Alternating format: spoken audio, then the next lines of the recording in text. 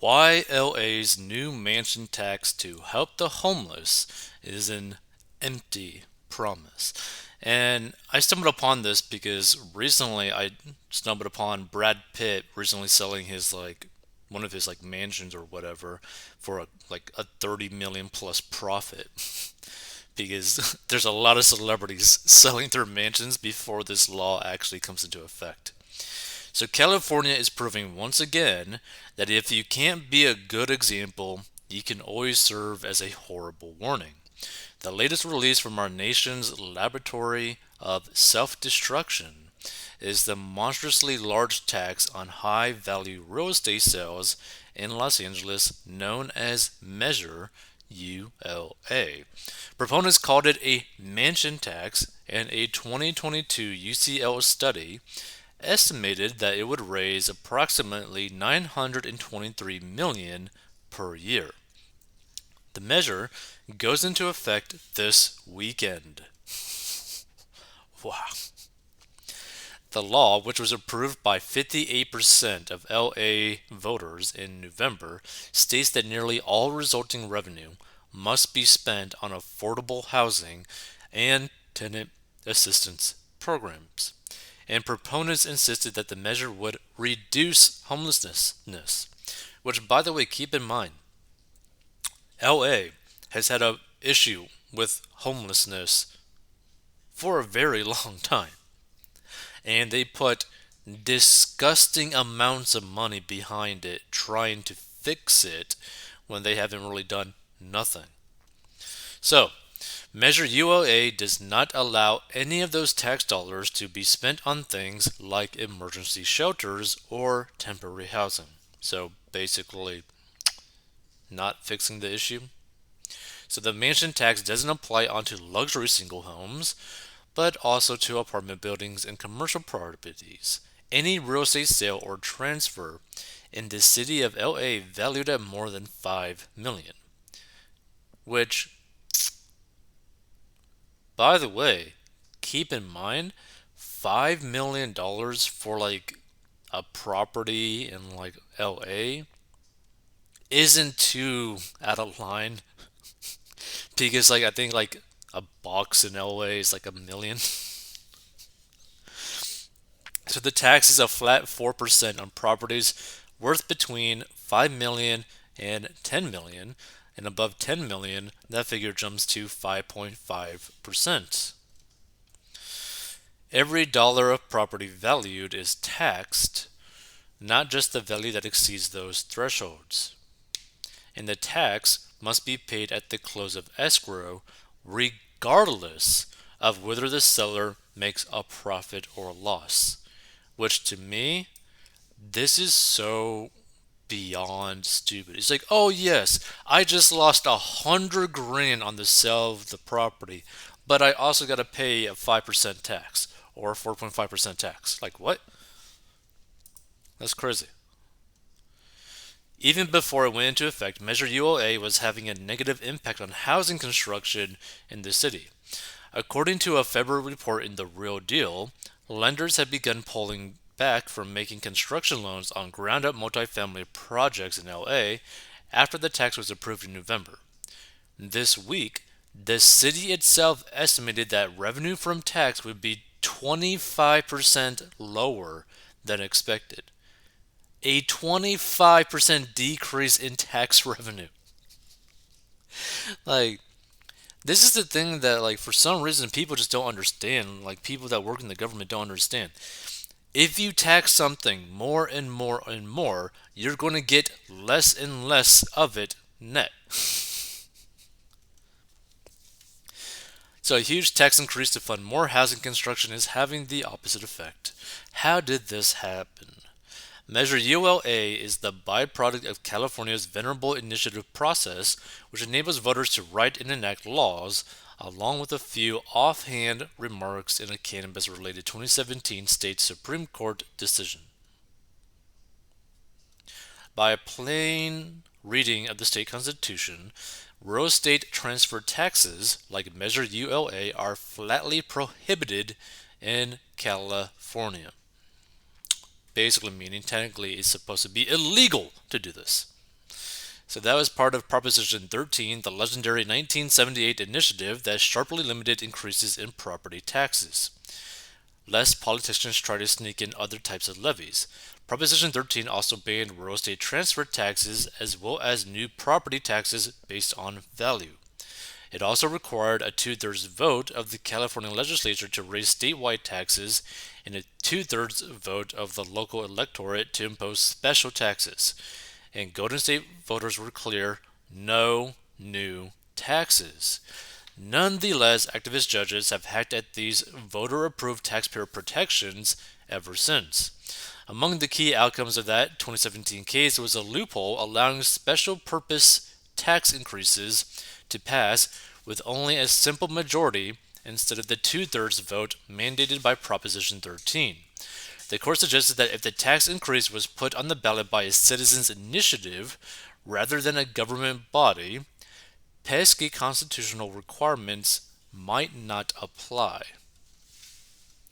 A number of cities immediately tested these loopholes. For example, San Francisco city officials acting as citizens wrote a June 2018 initiative to tax commercial property leases to fund childcare and early education. It passed with 50.8% of the vote, and state appellate courts have nodded and smiled.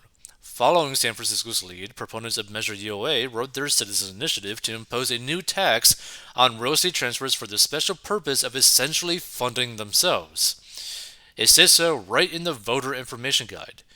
ULA was drafted by homeless service providers, affordable housing nonprofits, labor unions, and renters' rights groups.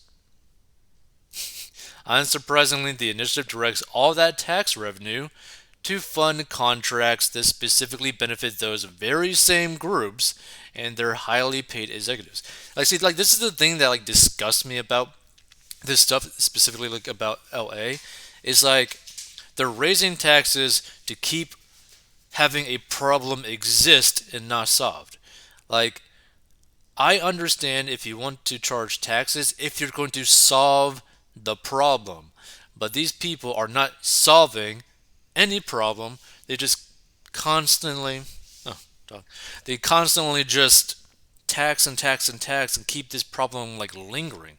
It's basically say you got a cut on your arm, is bleeding. Instead of just sticking hydrogen peroxide, closing that cut so that you're no longer bleeding and it just heals, they leave that wound open and they just smack it a couple times. It's what the hell are you guys doing? So despite such brazenness, California voters don't always go along with special interest overreaching. Citizens favoring higher teacher salaries in the city of Manhattan Beach, for instance, placed an initiative on the June 2022 ballot that would have slapped a 1095 tax on every property to fund resources needed for attracting and retaining high-quality teachers. And also in June 2022, a citizens' initiative in Kings County sought to raise the sales tax by 0.5% exclusively to support the personnel and other needs at the Kings County Fire Department. Both measures failed. LA mansion tax, however, managed to pass, and voters were promised it would finally really reduce homelessness, which is so stupid. It's such a waste of tax money. So no matter that two previous tax increases had delivered little more than high salary jobs at nonprofits and new homeless housing averaging 600,000 per unit, which is dumb. They could easily buy up land that's kind of away from the county for on the cheap, because basically in the middle of nowhere, put some water, have them farm, bam, little tiny homes over there for a hell of a lot cheaper. Now, would they do that? Probably not. People who are homeless are not going to want to do that. They want to live in their tents. They want to have access to drugs. They want to have freedom. They want to basically have no responsibilities. To measure ULA is a uniquely California made scientist experiment with direct democracy and a liberal activist judiciary. But the scheme could easily spread to any city in which taxpayer funded nonprofits and special interests try to solve big city problems. Here in New York, this is already happening, only for renters rather than buyers, as advocate groups conspire with lefty politicians to push through yet another round of rental controls via the new Good Cause Eviction Act. Interesting. So, like LA, Measure ULA, further rent restrictions won't do much to provide homes for those who need it most. But both efforts will further entrench their fates in the hands of self serving special interest groups. So, I thought this was a pretty interesting article. We're going to check out some comments too. But, like, I just hate when, like, there's a problem that exists, and instead of just fixing the problem, they go everywhere else to keep the problem still alive to make money. So this is the downside of a constitution and democracy. It gives equal rights to people who pay no taxes and are net beneficiaries of other citizens' hard work. 52% of Americans pay no federal income tax, yet they have the power to vote for redistributing other people's money. It is not going to end well. This person says, I'd prefer to see the homeless, the transients, the hobos, the unhoused, the polluting, crime causing dirtbags vacuumed up by a Bun Vac 6000. What is. I have no clue what that is. California is now a third world country, and we can thank the voters for that one. It is only going to get worse now. Housing is available, however, it's unaffordable or attainable. Housing and rental prices in LA are through the roof. Anything decent is overpriced. So this person says in LA County, we already pay a 0.25% special sales tax forever to be spent on the homeless. It comes to 800 million per year, and the money just goes to new college grads to do homeless counseling. As far as I can guess, the homeless don't really get the money. It's such a huge tax too, but no one cares. The last thing homeless people need is advice on how to live on the streets. They know way more than fresh college grads. It's probably just a huge kickback to politicians through fake non-profits.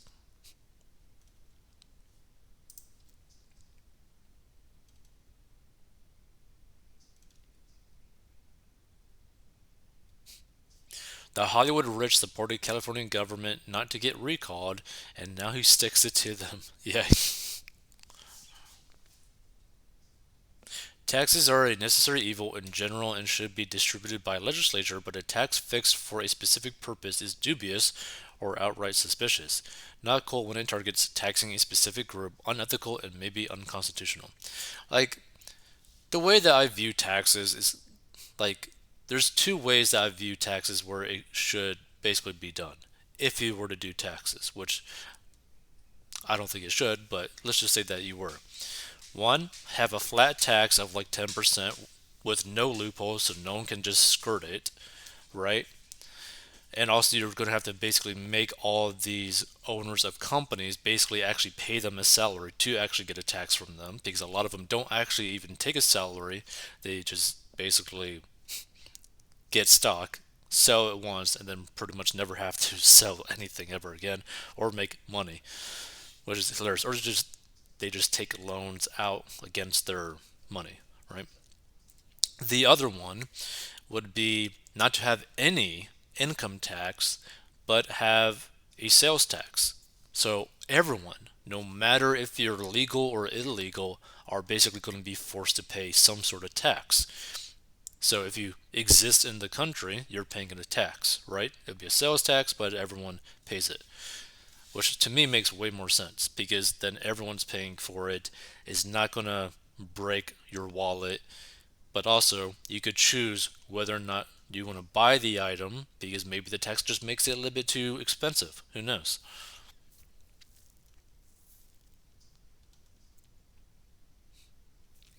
Yep, soon the only people left in LA will be politicians and homeless folks. The thing is, there's going to be a lot of people that are going to steadily just keep on leaving and leaving California. Now, the mansion tax I think is only in LA. So maybe some wealthy individuals are just going to move from LA to a different county or whatever. But if they spread this across all of California, there's going to be a lot of wealthy people just outright leaving. Because what's the point?